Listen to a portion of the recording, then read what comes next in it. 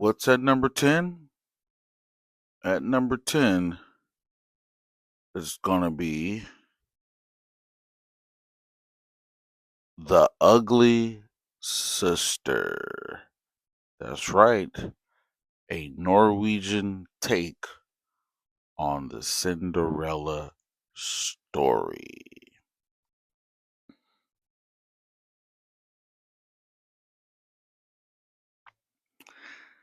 At number 9 on the top 10 of the year, it is, that's right, The Phoenician Scheme by Wes Anderson.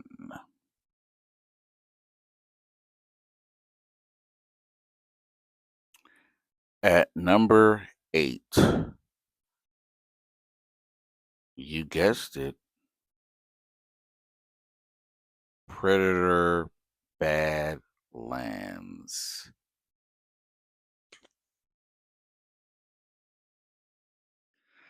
At number 7, we have Begonia.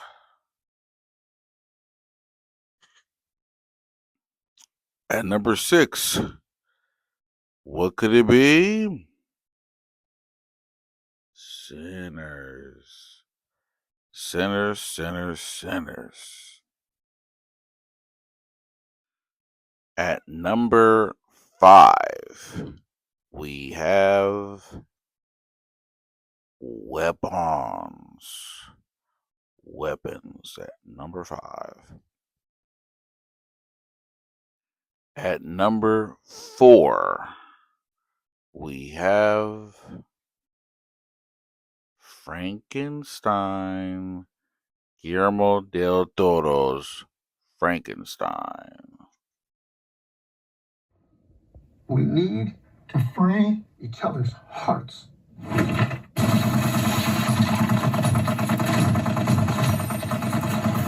At number 2, we have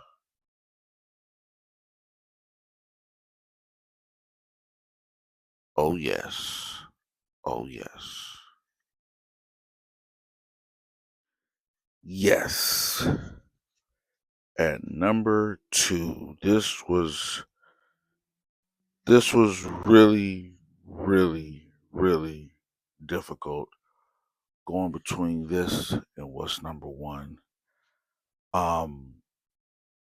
Because if I have to be honest, one battle after another, as a whole film, truly is, in my opinion, the number 1 movie of the year. Well, Sam, if it's number 1, why didn't it make your number 1? Well, you'll see what my number 1 is and you'll understand why. But this movie, it's the ending. The ending compared to the ending for what's at number 1, I'll explain. But yes, one battle after another is number 2. Paul Thomas Anderson, a living legend. I love Paul Thomas Anderson. A quick factoid about Paul Thomas Anderson. Back in 2012, I worked at a car rental place at an airport. And Paul Thomas Anderson was there. He was either checking in to get a car or checking out or whatever. I don't know. But I was on my lunch and I saw him. And I saw Paul Thomas Anderson go into the bathroom by himself, no security, no wife, nothing. And I'm like, oh crap, this is a moment. Let me go in and meet this guy, just me and him. So I mustered the courage. I was so nervous. I got me a sip of water at the fountain. And I was like, come on, man, just do it. He's just a human being. Just go in there and talk to him. So I go in the bathroom and I go to the urinal. He he goes into the stall to piss, and I go to the urinal to fake piss, you know. And then once he gets out, he goes and washes his hands, and then I go, and I'm like, "Hey, man, are you Paul Thomas Anderson?" And he was shocked that, little old me, this young, black guy knows who he is.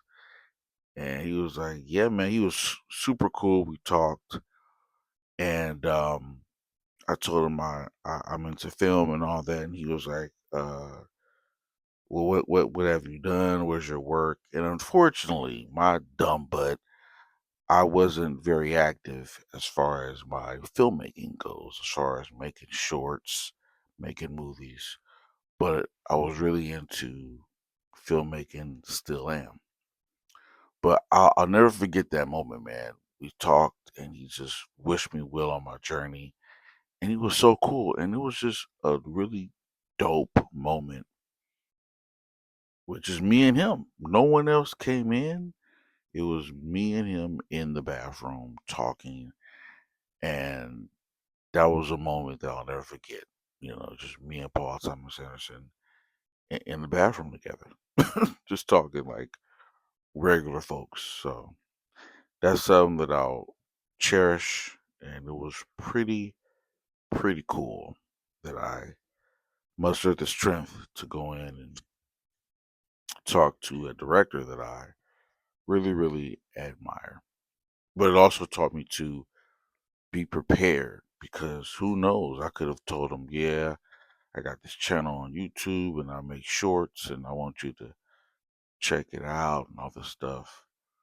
I ain't saying he would have hooked me up and invited me on his set to be his little assistant coffee runner or something like that, but it would have been cool to, you know, I don't know, have him watch my films or something. I don't know. But yeah, that was a real moment, a real little factoid of what occurred with Paul Thomas Anderson. So back to the movie, One Battle After Another. I love this movie. Um, this movie is about Leo DiCaprio's character, Bob. He is a rebel fighter, a somewhat of like a Black Panther, French resistance, you know, Che Guevara type character, but not really. And it's the story is pretty basic and simple. He goes on this journey to find his daughter. I think her name is Willa, played by Chase Infinity. This is like her first major role. She's good in it, of course. She's really good. And it's pretty much him just going on this journey to find his daughter. That's pretty much it. But I love this movie, man. The pacing, I've seen it a few times, like probably three, 4 or 5 times, and oh yeah, and in theaters as well. And it is, it's not probably, it is the the most well paced film on the top 10 list. I mean, the pacing is incredible. The editing flawless. I mean, it just goes for it to be almost 3 hours. You don't feel it at all. I mean, it is remarkable in the pacing and the editing. Oh, beautiful. But yeah, um, this movie also stars Tiana Taylor, Regina Hall. It got some big names in here. Believe the brother Wood Harrison. It got some big hitters. Of course, Sean Penn, and of course Benicio del Toro. So yes, some really big names in here, and it is a great, great fun ride of a film. Um, as far as what stood out about the film, I want to say what stood out to me was, unfortunately, it's a negative with Paul. I don't know what's going on with these white male directors, man. But uh what stood out to me was the character, uh what's her name? Perfidia Beverly Hills, played by Tiana Taylor. I don't know what the hell Paul Thomas Anderson was going on, but his obsession with black girls, it's very obvious that he loves black. Now, his wife, she's mixed. I think her name is, I forgot her name. Uh, she's Minnie. Her mama is Minnie. What's her name? I forgot her last name, but her mama is a famous singer. But yeah, what is going on with PTA and the sisters? This guy is obsessed. He got the characters just going wild for uh Tiana Tiana Taylor's character. You know, I I I mean it is so obvious to the point where it kind of, when you first watch the film, I'm not gonna lie, I was kind of put off and a little bit uncomfortable, and I was just thinking, okay, this can't keep going on. Like this has to stop. It's like, what the hell's going on here? But eventually I got over it, and what helped too was that I liked how there was balance, meaning not every black girl in the film acted like Tiana Taylor's character. I love how there were balance with Regina. I believe the sister name is Regina Hall's character. I love how she had some dignity. She wasn't, busting it wide for white zaddy and all this crap. But yeah, it was just strange, strange. But then I thought about Paul Thomas Anderson's most recent film, uh, Licorice Pizza. How in that one, the main character, he uh, there's a scene where he walks into a business where they sell water beds, and the sales girl is a black girl, a sister. And I just remember how she was shot in that scene in a very, like, sexual kind of way. So there's something to these white guys really like sexualizing sisters, and not like, it's like they write them in a way where they're not like real people almost, but just really just there for like their sexual kick. It's very, very strange and odd. And it feels very unnatural sometimes. But hey, that's their story. That's how they want to tell it. I'm not mad at it. But it was very off putting, to say the least. That was definitely stood out, was her character, was her character, uh Perfidia Beverly Hills. Um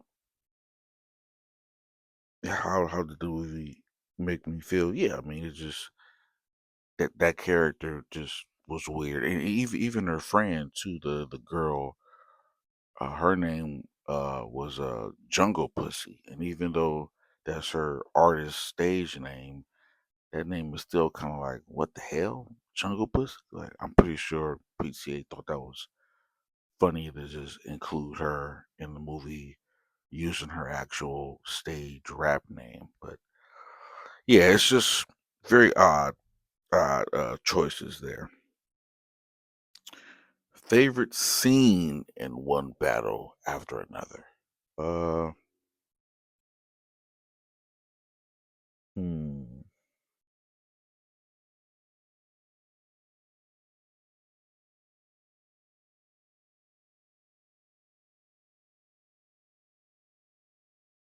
My favorite scene would have to be the car chase. That was amazing. Um, I don't know what PTA was doing, but there's a scene where Leo DiCaprio's daughter, she's being chased by this killer, and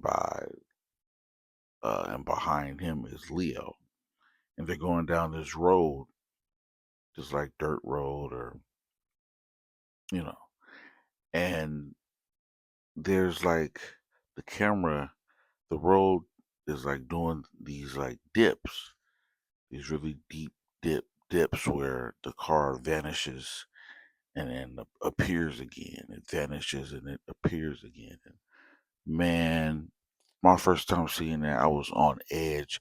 I haven't felt that way in a theater in a long time, where I was literally on the edge of my seat, wondering how will this end. I mean, it was so crazy, like that moment in the theater. Oh, it felt so good. So I was like, This right here is what like film is about."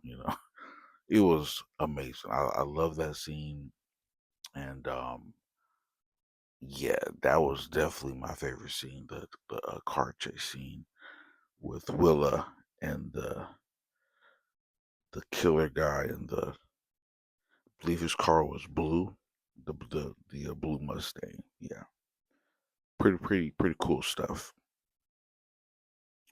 Which scene surprised me most? I would say I was most surprised by hmm,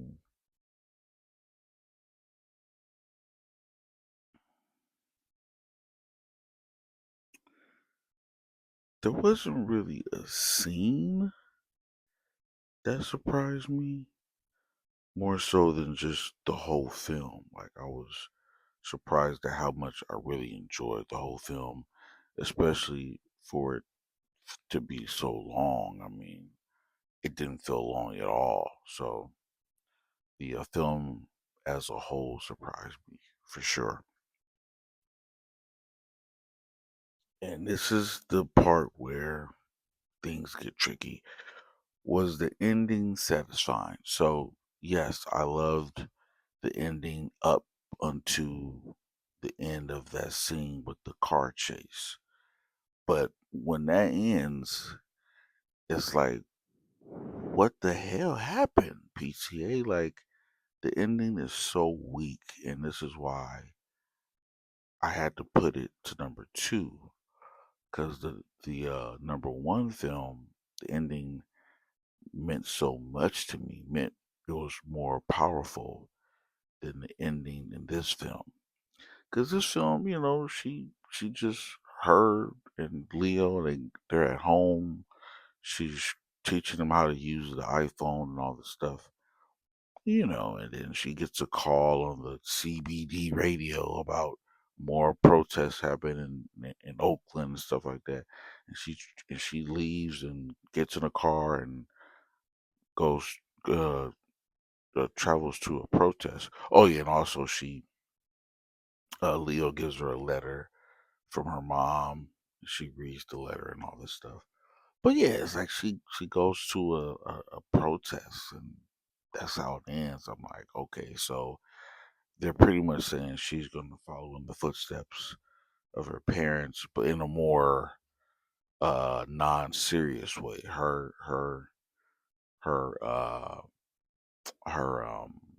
journey into politics will be in the non-serious, let's walk the streets and protest way, not in the more aggressive, rebellious, go and bomb up buildings way. So, but it just didn't really hit home like the the film that I'm gonna reveal as number one of the year for me. So, so yeah, the ending could have been a little bit better. I don't know if he just ran out of ideas or was tired. I don't know, but that ending was pretty weak in my opinion. And yeah, that's pretty much all I got for one battle after another. Oh, I can't end this. I can't end this without mentioning the character, the standout character, probably the best character to hit the screens this year, Lieutenant Lockjaw, played by Sean Penn. This guy's a maniac. Spoilers, he is obsessed with Tiana Taylor's character, and he's a menace, man. He's like this nonstop cartoonish type of guy, but he stands out as probably being the best character of the year by far in a film. I mean, he's ruthless. He's, you know, he's a sexual deviant monster, creature, whatever you want to call him, vampire. But I really loved how PTA wrote him. He stands out as being just this creepy army guy, and he definitely is like the best character as far as like just his um intensity. He's by far the best character in the film. So big huge shout out to Sean Penn as Lieutenant Lockjaw. And I think that's a great way to end it for one battle after another. I really love this movie. It was so hard to not put it at number one because it was at number one for a long time. But what's really number one will probably shock most of you. But for me, it just is a film that is number one of the year for me. So I'm going to show you that right now. Stay tuned for the number one film of the year. Number one film of the year for me is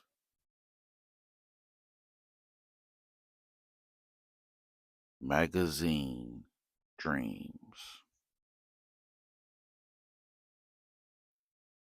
That's right. Magazine Dreams is my number one film of the year. I know most of you guys are like, what? How can that be number one? That didn't even come out this year. Well, it did. I know it was supposed to come out a year or two ago, but we all know why that didn't happen. But it finally came out in theaters. I saw it in theaters this year. I want to say in March of this year. I got my tickets. I saw the first showing because I was so excited. I was waiting a year for this movie. I couldn't see it because Disney, they was not going to allow it because of what Jonathan Majors was going through with his whole trial. So I was waiting, and when it finally hit theaters, man, I was excited, and the movie did not disappoint. Magazine Dreams, man. So I know this is might be a shocker for most, but Jonathan Majors, oh man, he gives a amazing performance in this movie. I mean, that brother can act his butt off. And so it just made an impression on me.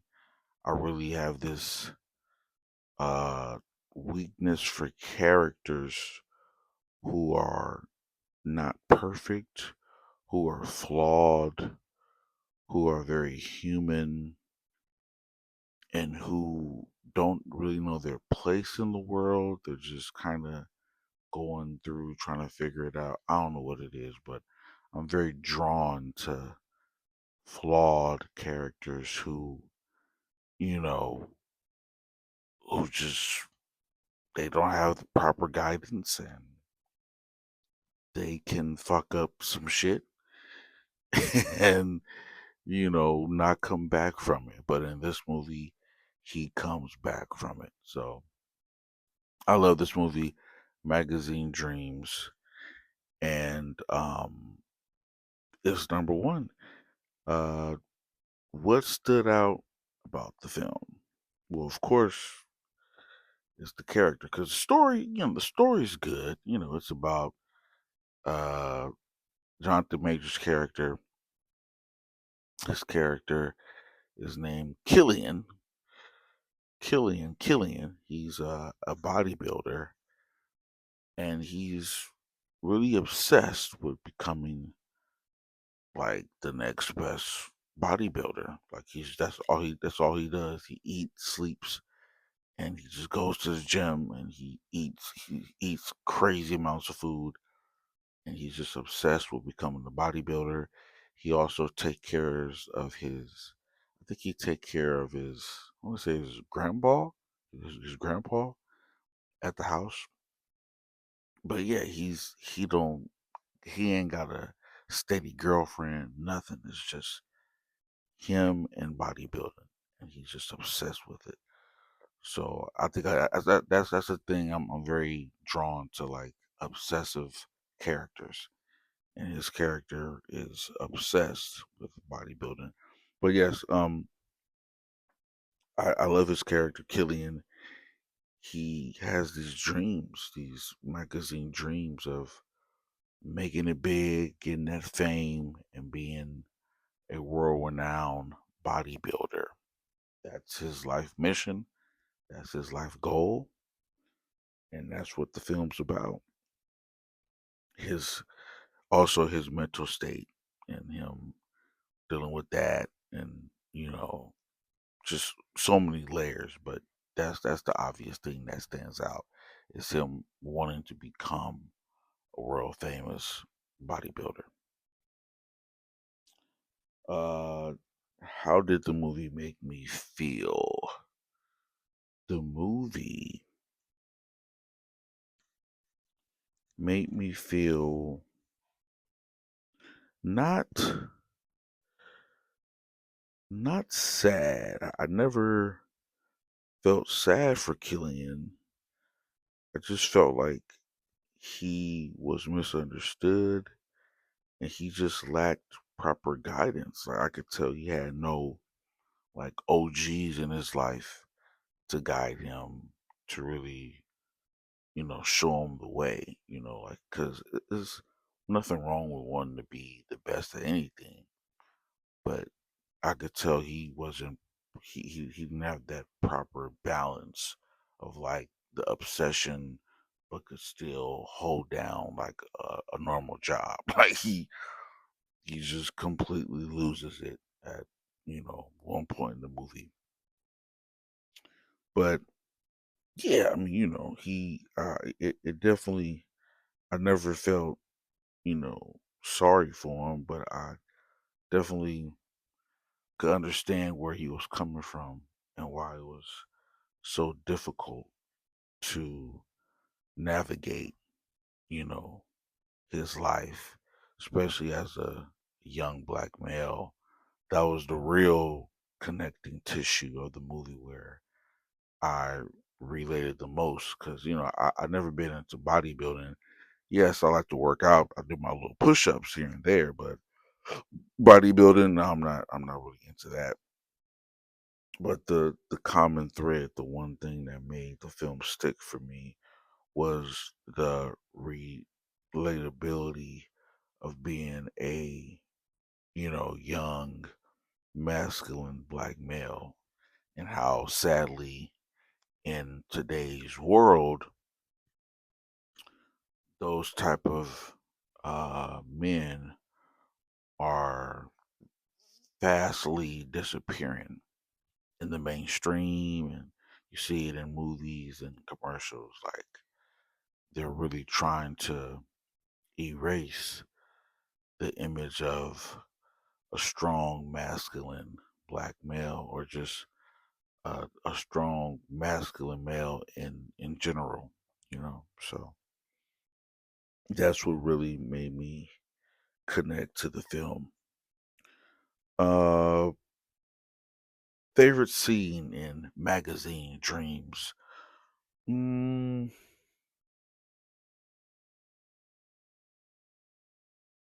I want to say my favorite scene in the film is when Killian he uh he goes on a date. So he works at this grocery store, and he ends up liking this little white chick, this snow bunny. She's a cashier, and he ends up wanting to take her on the date, and she agrees, and so they go out to eat. And Killian, he eats a lot. He has to put on a lot of calories because he works out and stuff. And so he orders a crap ton of food. But before the food comes out, she asks Killian a question. She's like, "So tell me about yourself." And that was a wrong thing to do because Killian, he's not the best as far as like being sociable and talking to people. So when she asks him to express himself about himself, he goes on this long tangent about his his bodybuilding career, how he needs to do this, he needs to do that, he can't do this. And the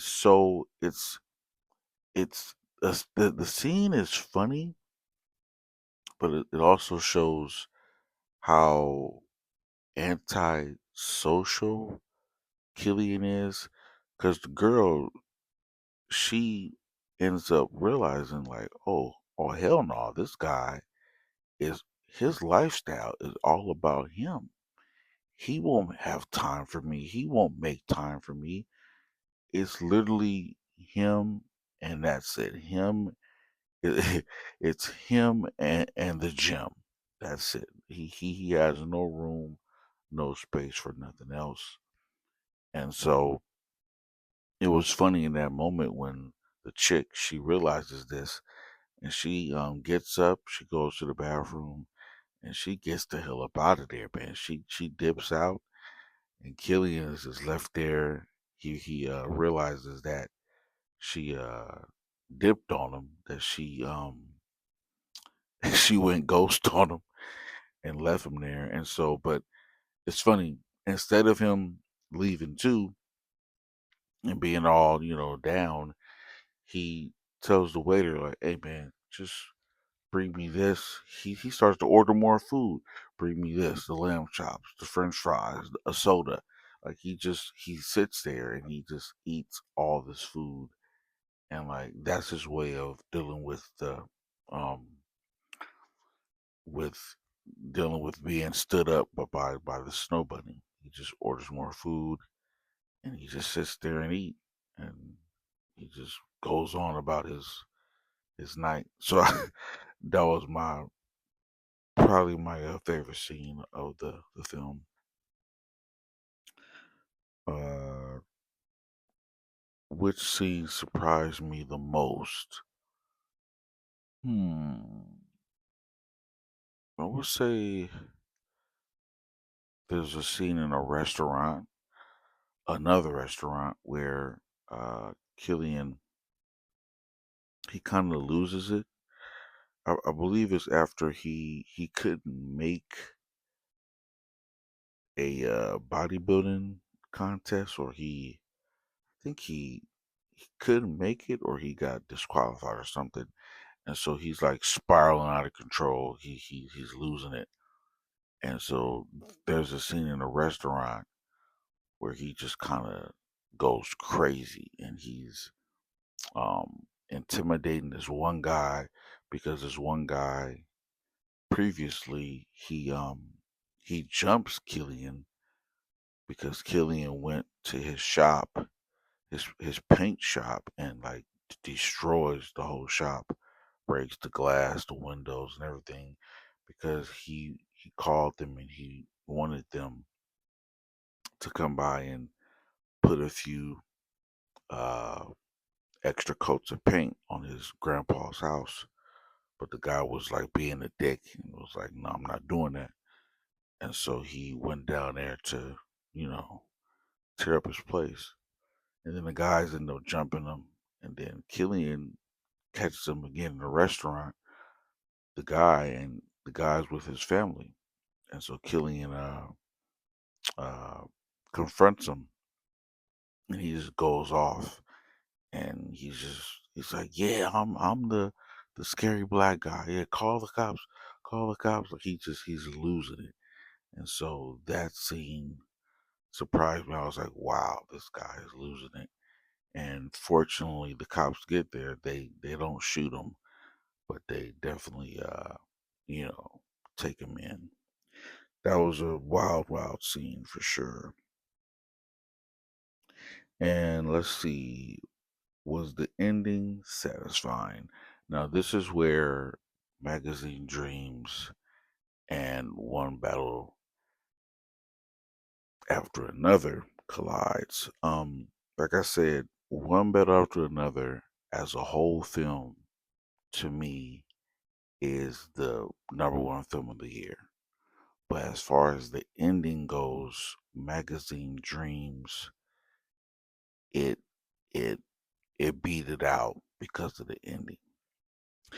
This ending is satisfying in so many ways. So Killian, he spends the whole movie kind of worshiping this one bodybuilder. I forgot his name. He's this white guy, and he's very buff. And Killian, he really loves him. He got his picture on the wall. It's like he's really like worshiping this guy. It's like damn near his idol. And so Killian, he ends up meeting this guy in person. And he's like, oh yeah, I got to mention Killian. He always like, you know, calls this guy's number.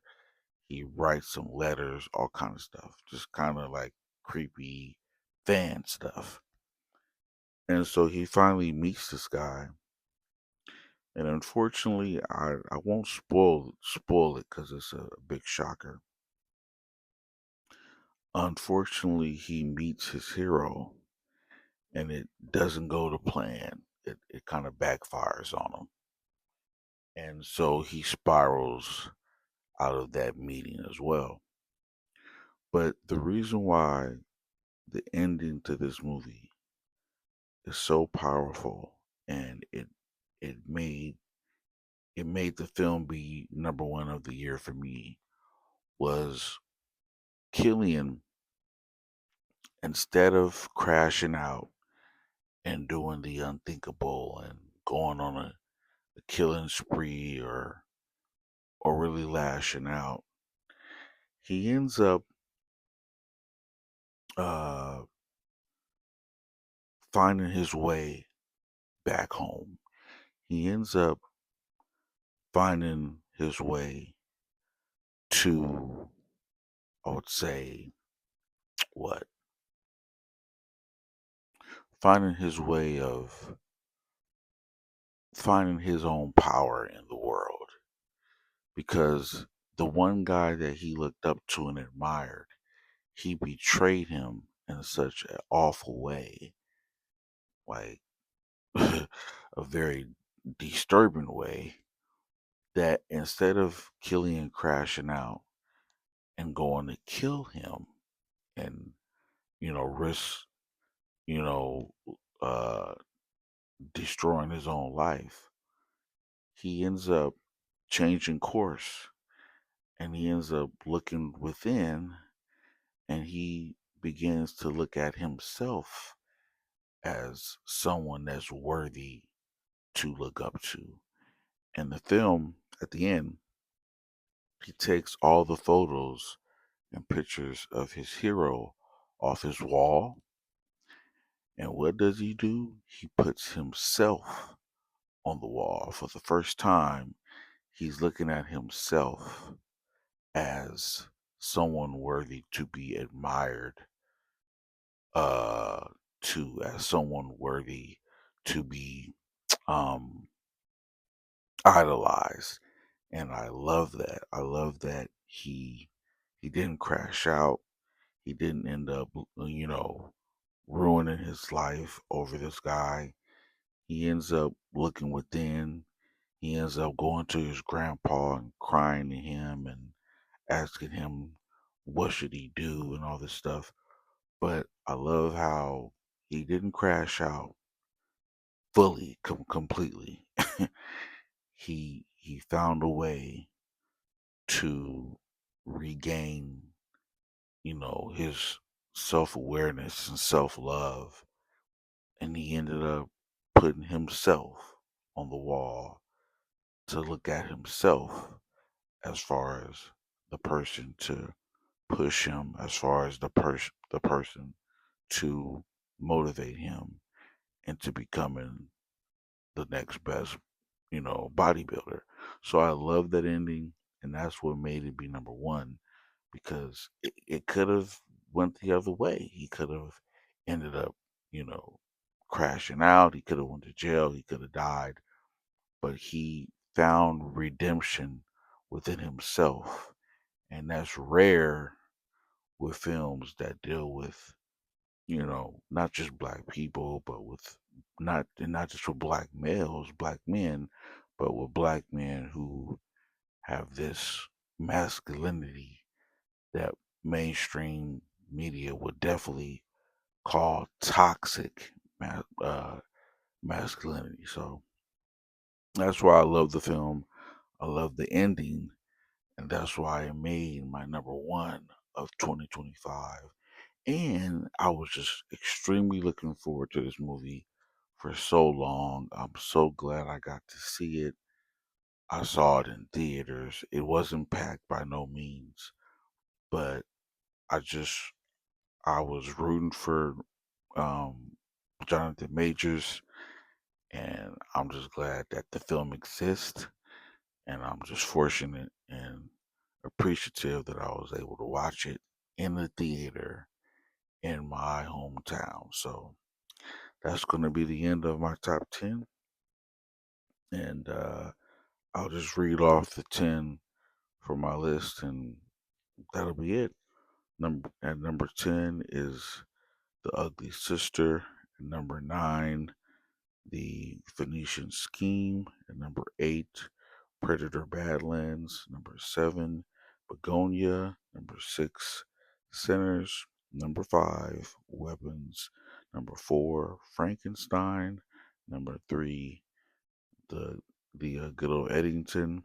Number 2, One Battle After Another. And number 1, Magazine Dreams. If anyone out there watched the whole top 10, thank you. I know it's a long video, but hey, I love films, and sometimes I love to talk, but not too often. So thank you for watching. Appreciate you. If you enjoy me ramble, I appreciate a like, and yeah, thank you all. Uh, Next year is we're gonna roll into 2026. I wish you all health and wealth. Take care of yourselves. Take care of your family. And in the words of Don Corleone, a man can never truly be a real man if he doesn't spend time with his family. Spend time with your family, love your family, love yourself. and I will see you guys on the flip side. Take care.